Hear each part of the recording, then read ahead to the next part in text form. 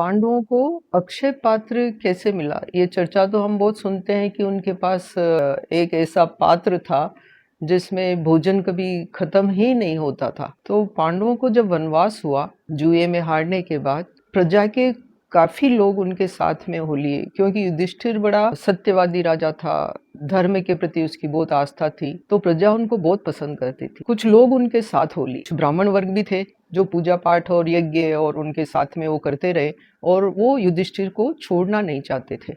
तो वो साथ साथ उनके वन में चले। तो युधिष्ठिर को बहुत चिंता हुई कि वन के अंदर जब हमारा ही भोजन की व्यवस्था हम कैसे करेंगे, ये नहीं मालूम है, तो इतने सारे लोगों की व्यवस्था मैं कैसे कर पाऊंगा। तो इसी चिंता को लेके वो उनके जो पुरोहित होते हैं, धौम्य ऋषि, उनके पास जाते हैं और अपनी ये समस्या बताते हैं कि ऋषि मुझे कोई रास्ता बताइए ताकि मैं इन सब लोगों की भोजन की व्यवस्था कर पाऊं, क्योंकि मेरे मना करने पर भी ये लोग साथ में ही चल रहे हैं। तो धौम्य ऋषि कहते हैं कि तुम सूर्य की आराधना करो, क्योंकि सूर्य भगवान ही सबको अन्न देते हैं। तो युधिष्ठिर फिर सूर्य की आराधना करते हैं और सूर्य भगवान आते हैं और उनको एक तांबे का पात्र देते हैं, लेकिन साथ में वो ये कहते हैं कि इस तांबे के पात्र में तुम भोजन बनाओ, वो कभी खत्म नहीं होगा, अक्षय रहेगा, लेकिन इसकी एक ही शर्त है कि द्रौपदी सबसे अंत में भोजन करे। तो युधिष्ठिर कहते हैं ठीक है, ऐसा ही होगा। तो वो तांबे का पात्र लेते हैं और उसी में उनका,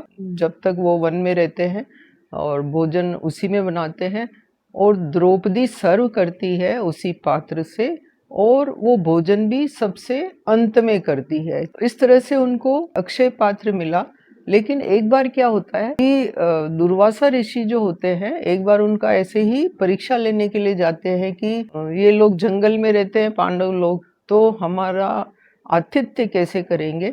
तो वो ऐसे पहुंचते हैं, द्रौपदी कृष्ण को याद करती है, तो उस जो अक्षय पात्र होता है उसमें एक सब्जी का पत्ता और एक चावल का कण होता है। द्रौपदी कहती है मैंने तो भोजन कर लिया, भोजन है नहीं, और इन ऋषि जो पूरे इनके साथ काफी लोग आए हैं, तो कैसे भोजन करूं। तो कृष्ण कहते हैं कि तुम्हारा पात्र लेके आओ। पात्र में जब वो मिलता है तो उसी से ही कृष्ण ऐसी लीला करते हैं कि जब दुर्वासा ऋषि सरोवर में स्नान वगैरह करने जाते हैं, तभी उनका पेट पूरा भर जाता है और वो वापस आश्रम जहाँ युधिष्ठिर ठहरे हुए होते हैं वहां पे आते ही नहीं है। वो कहते नहीं, हम सब तृप्त हो गए। तो यही अक्षय पात्र की कहानी।